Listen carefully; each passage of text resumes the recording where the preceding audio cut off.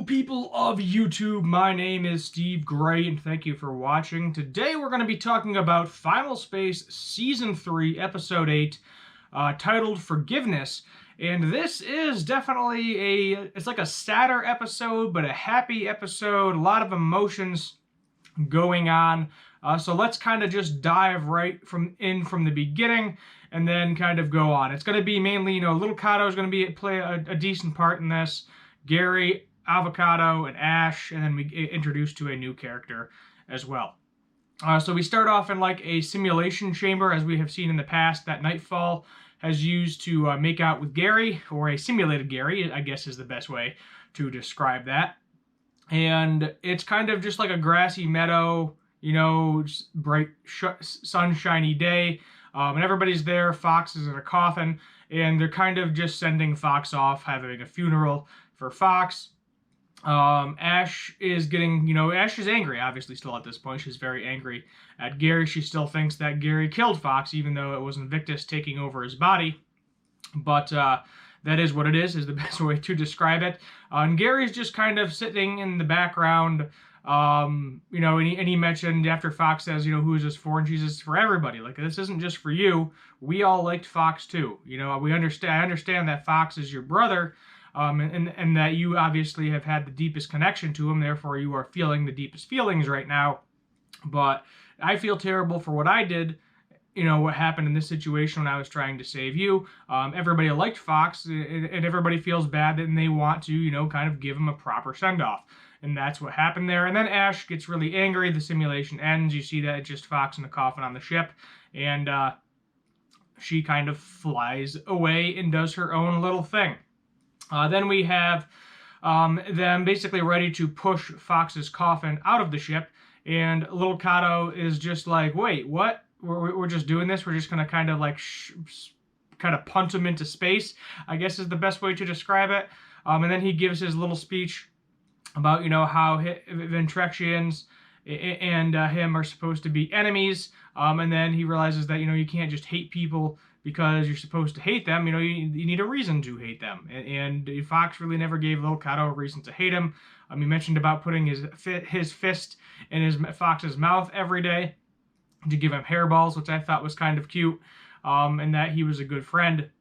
So, and then they end up just sending him off, and Mooncake kind of floats out of the spaceship as well, kind of around Fox's coffin, I think looking for Ash after Ash kind of disappeared.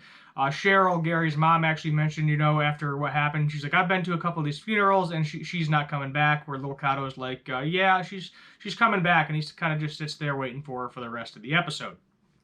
So what happens to Ash is she is just flying around, she needs to cool off, in every sense of the word.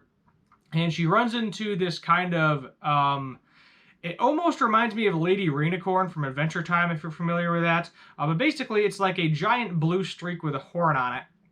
And it's very fun and happy-go-lucky. We don't really know what type of being it is. It's a shapeshifter. It can change its shape very easily, which we learn later in the episode. And it just goes up to Ash and it's like, hey, how's it going? You want to blow stuff up? I don't know if it can feel other people's emotions, but Ash is just like, yeah, sure, why not? And they just start blowing up a bunch of asteroids. They come across a partial destroyed moon. They start blowing up the moon, and then Ash says, whoa, stop for a second. She's like, it kind of looks like a weird, messed up snowflake. And it kind of does, camera pans out, we get to see it. And then they just kind of continue flying around, destroying anything. And then she's like, have you ever seen the Great Lights? I don't remember the exact terminology of it. I believe it was like the Great Lights. It's kind of like the Northern Lights, if you're familiar with that, Aurora Borealis. It's going to be very similar looking to that. And Ash is like, no. So they go flying out towards the secret spot. They're on this giant asteroid. They see it, and Ash is like, wow, it's kind of so beautiful. And then Avra, which the being actually ends up naming, we're going to call it a her because it's voiced by a female voice actor. She says, you want to blow it up? And Ash is like, wait, no. She's like, I'm just messing with you, trying to make light heart of the situation. And then Avra also says, the great star beings or whatever, they said this is the last one they created, or something along those lines. Like, this is the very last one that they created, and that's why it's so beautiful, because it's the newest. It hasn't faded yet. But it was nice to see Ash kind of getting back to her normal self, and I think for the most part she is back to her normal self throughout the rest of the episode. Well, by the end of the episode at the very least. Meanwhile, back on the ship, it's kind of very Avocado and Gary centered. Quinn says, "Hey, Avocado, go take a look at Gary. He needs a friend." Kevin's like, "I can help him." And she's like, "Not you, Kevin." I thought that was pretty funny. Gotta throw some Kevin hate there. I'm throwing some Kevin hate in my thumbnail too, because I'm cutting off half of Kevin's face in the thumbnail. And probably the image that I'll throw in this video is probably going to be at the beginning of this video. But Avocado's like, "Okay, but every time I've done this type of thing, I've made it worse." So he goes and sees Gary, and it's kind of awkward, and he's like, "Hey, Quinn said you might need a friend." He was like, "No, that's kind of like the last thing I need right now. I just want to be left alone." And then he's like, "What, he was like, he's like, "What possibly could you say to make me feel better?" And then Avocado's like, he's like, "I would trade yours for mine any day of the week." And then Avocado admits to killing the queen and king, and that Little Cato isn't even his actual son. And then Gary's like, "Wow, that's super messed up. You need to tell him." So I think next episode we're going to see that whole situation play out. We won't exactly know how it'll pan out, but they end up fighting each other, beating the crap out of each other. Obviously, Avocado is stronger. Gary got a little bit stronger. I will admit that. He gets in a few shots to Avocado, but Avocado, I would say, ultimately wins the fight. There's even like a timeout, and it's like, "Okay, time in."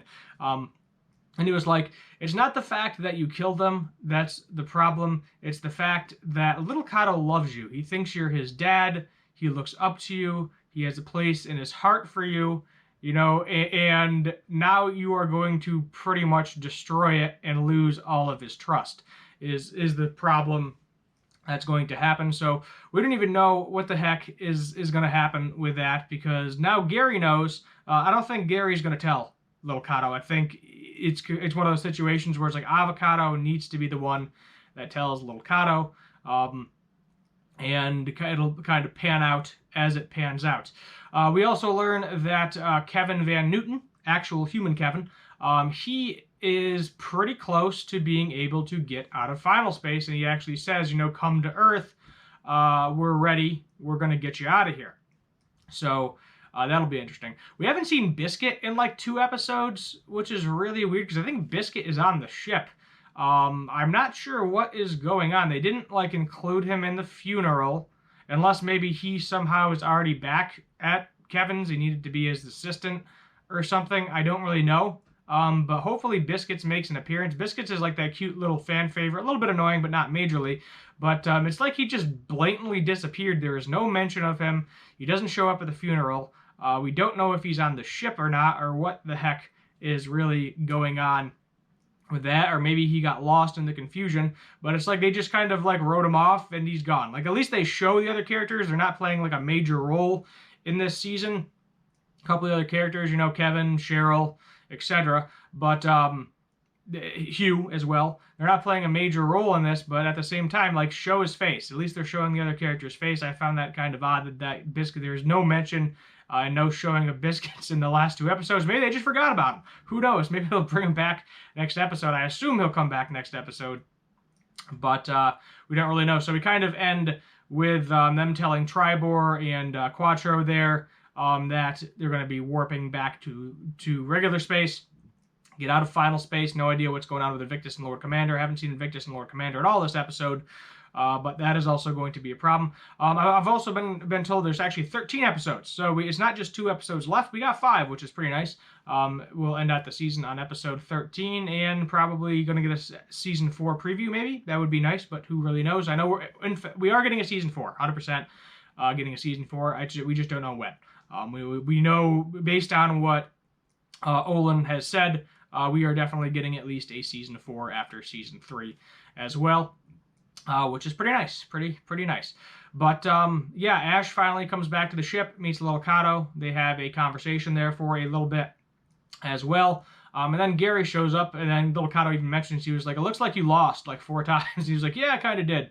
And it's kind of a nice heartfelt moment between Ash and Gary, because Ash has finally come down after seeing Evra, and Gary is like, there's no words that I can say that can describe him, but if you want to talk about Fox, I'd love to know more about him. And then he kind of starts to walk away, and then she's like, have you ever heard of this type of slug? And he's like, yeah, it's super itchy. He was like, well, Fox got into him, and then they seem to be a little buddy-buddy, and Quinn even mentions that they seem to be a little buddy-buddy as well. We also saw Avra. There was a kind of an important moment in there between Ash and Avra, where I don't know if Ash transformed into, Ava rather transformed into Ash's sister. I'm not sure, or if it was just some boy that she liked at some point in time. But Ash was like, why do you keep changing? Are you like nervous around me or something? And then Ava's like, no, I'm just trying to find the form that you like the best. And then Ash kind of whispers into her ear, and then Ava turns into this person. Since I got the page up right here anyway, I'm going to go ahead and click on Ash's character bio real quick to see if that actually is her sister, because that would be interesting. But who knows? Little Kato, Fox, Invictus, Avra, love interest. Okay, so it just shows love interest. So most likely that was somebody from her home planet that she was attached to in some way, shape, or form. And we know previously she talked about like the prom or something along those lines. It got her really angry to use her powers in last season. So we'll see if we get some more information, some more background on Ash as we go along, and I'm sure we will. But hopefully next episode, get out of Final Space. Who knows? We will just have to wait and see. Giving this one 8 out of 10. Excellent episode overall. Definitely worth a rewatch if you would like to rewatch it.